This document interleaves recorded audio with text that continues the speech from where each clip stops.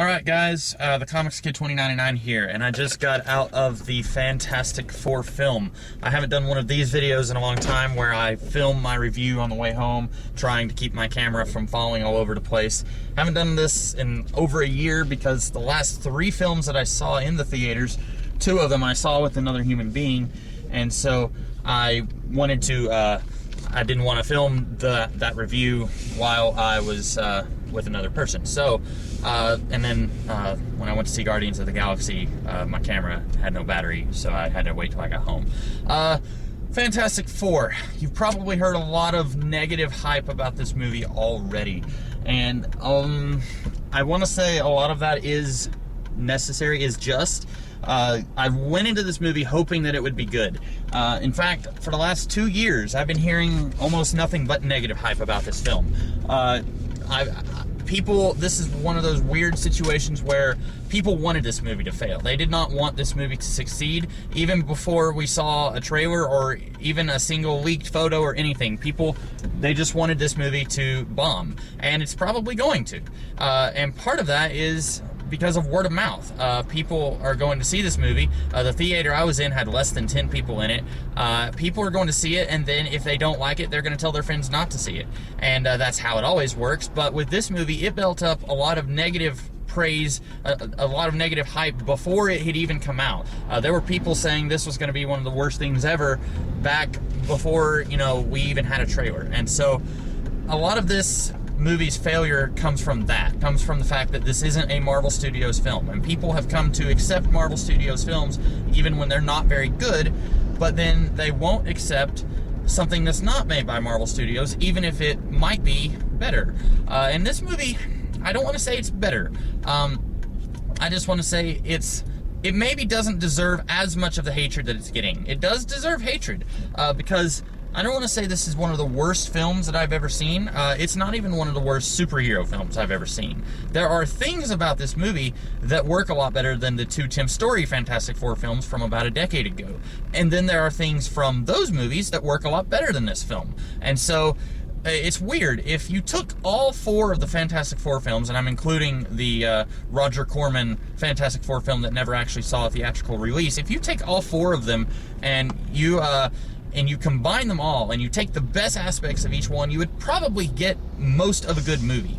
But it's alarming to me that here we are now. We've been in this superhero boom for about 15 years now, and I know we've been getting superhero movies a lot longer than that, but really, we started getting these superhero movies a lot around the early 2000s. X-Men 1, Spider-Man 1, Daredevil, that was early 2000s. And ever since then, we've been getting this nonstop barrage of superhero films. And it's weird to me that here we are now, 15 years later, and it feels like there's people out there who want to make these films. They want to get in on the bandwagon, but they don't understand how to do it.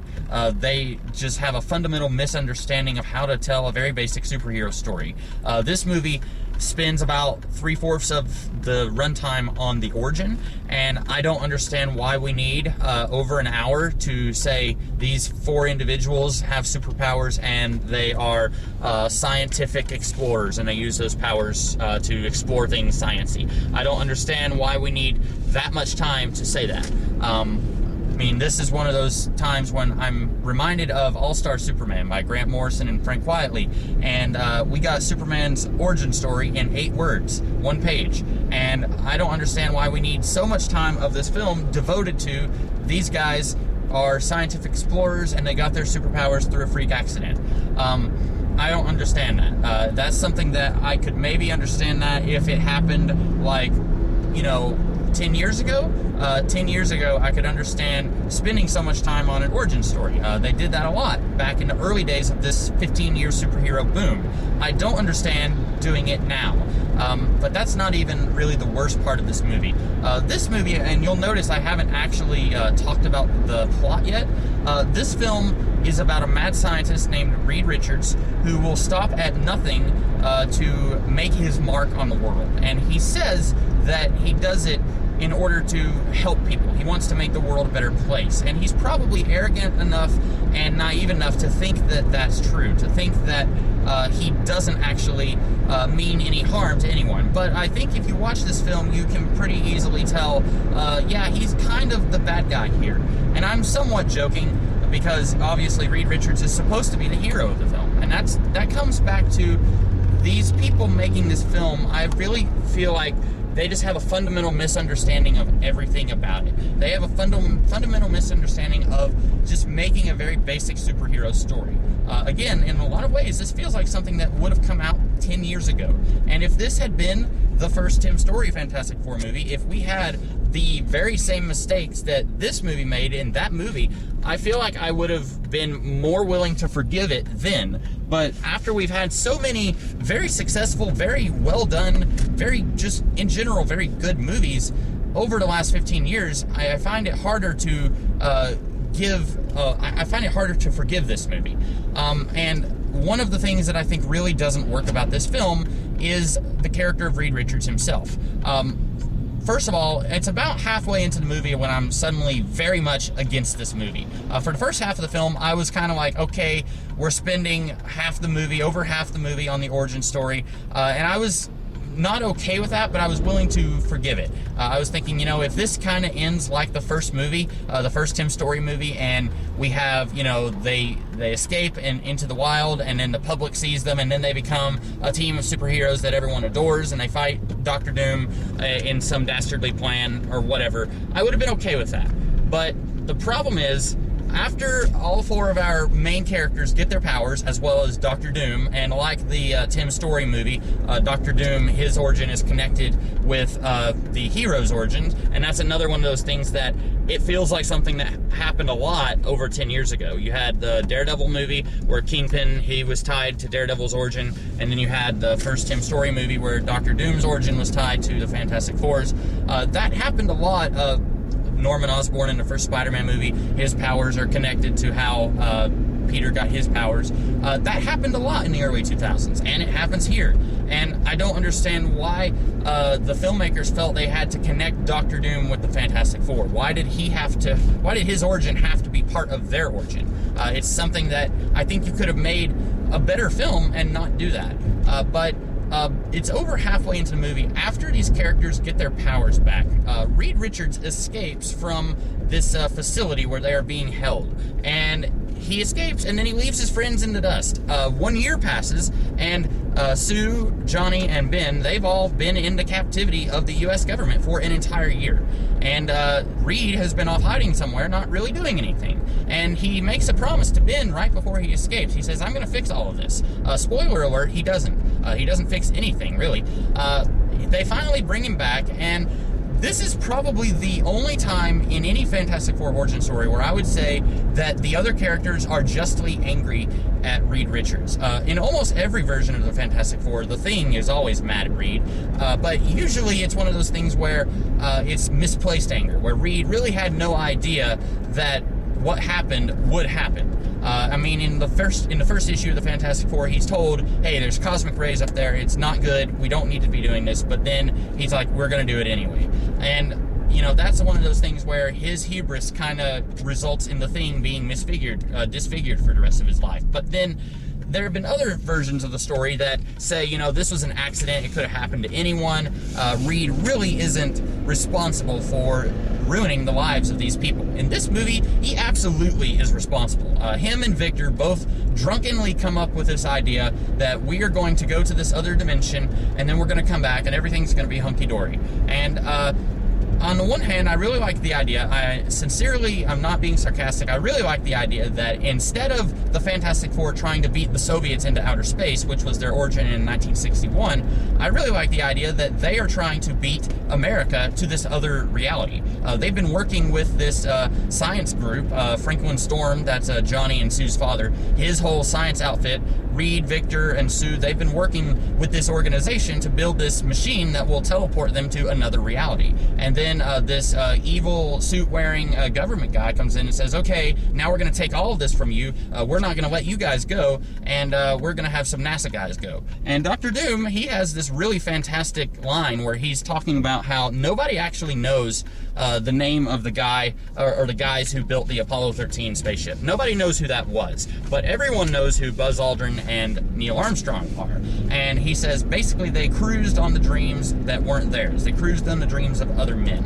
And I thought that was a really good explanation for why these guys would stupidly try and do this thing ahead of schedule, do it without the proper protocols being followed. I thought that was a really good explanation for that. The problem that I have with it, and I think other than the fact that Reed Richards abandons his friends for an entire year and basically is just a coward who runs away from his problems, other than that, that's really my single biggest problem with this entire film. Other than that, it's not that I have one huge problem with this film, it's that I have a bunch of small problems. I think I would despise Reed a little bit less if he didn't drunkenly come up with this idea of going to this other reality, if he wasn't drunk when he came up with it. What if he was sober, and then it wouldn't seem quite so reckless? If his friend Ben Graham was already there visiting him, saying, hey, I thought I'd come and visit, see how you're doing, and then him, Johnny, Dr. Doom, and Reed, they can all four come up with this crazy idea to go to this other reality, then it wouldn't seem like Reed drunkenly called his friend in the middle of the night to say, hey, you should come and join us and go to this alternate reality, where Reed then proceeds to ruin Ben's life. It wouldn't seem like Reed is such a despicable mad scientist if the movie made these very, very minor changes to the film, but they don't. And there's a whole bunch of things like that. It's a whole bunch of little things that this movie does, and I'm like, why did you do that? You could have very easily changed it, and I think this would have been a better film. And I think you would have had a lot of people who would have liked this film a lot more. Having said that, this film, like I said, it's not the worst superhero film that I've ever seen. I think that Catwoman, Elektra, I think those are much, much worse than this. Green Lantern, much worse than this film. But this is not a movie that's going to be well remembered. And that's unfortunate because people have been saying that it's going to suck for the last 2 years. And I've been wanting those people to be wrong. I've been very much trying to play the wait and see method. Let's wait and see this film before we judge it. Let's not judge it before we even see a trailer. And now that I've seen the film, I'm thinking, yeah, this was really kind of terrible. And I enjoyed, it's not that I enjoyed, I was able to forgive a lot of the problems that I had in this film throughout the first half of it. But once we got to the point where it said 1 year later, and we find out that Reed has abandoned everybody and he's off hiding somewhere, basically not doing anything, once we got to that point, that was when I could not forgive this movie anymore. And I don't really have a whole lot more to say other than I really feel like the people who made this film, the director, the screenwriters, they all just don't understand the Fantastic Four. They don't understand just making a decent superhero film. And I might have been a little more okay with this if they had done a completely original superhero story, kind of like Chronicle, which Josh Trank directed Chronicle. If you do just a completely original story that has this scumbag mad scientist guy who ruins the life of these other people, and then he has to atone with that, he has to live with that for the rest of his life, that could have been an interesting character piece. Unfortunately, it's over 3/4 of the way into the movie by the time Reed is brought back into the story, and then we have a quick little action sequence where the Fantastic Four learn to work together and they defeat Dr. Doom, who's trying to destroy our planet. And all of that feels like it was just quickly thrown together. This film does not feel like they spent a lot of time putting together the story. It feels like they maybe spent 2 or 3 hours coming up with the plot, and then it's like, okay, let's hammer out this script and let's make the movie. It feels like they spent a lot more time on the special effects than they did on the story. And that's unfortunate because I think that they could have made a really good Fantastic Four movie if they had just put some thought into it. But it really doesn't feel like they put very much thought into it, other than what I thought was a really inspired idea of having these guys jump the gun in going to this alternate reality just so that they can be the first ones to do it. I thought that was pretty inspired. Other than that, I thought this movie was really just very lacking.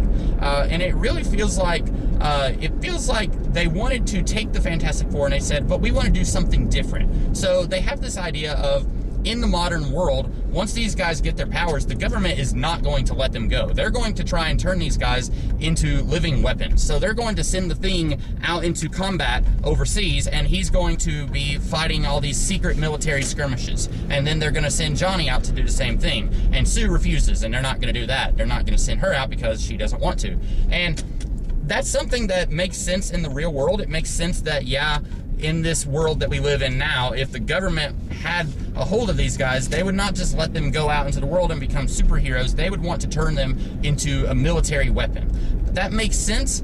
Unfortunately, you're not really doing a Fantastic Four movie anymore. Now you're doing some kind of dark look at what's wrong with America and how really twisted the idea of a superhero could be.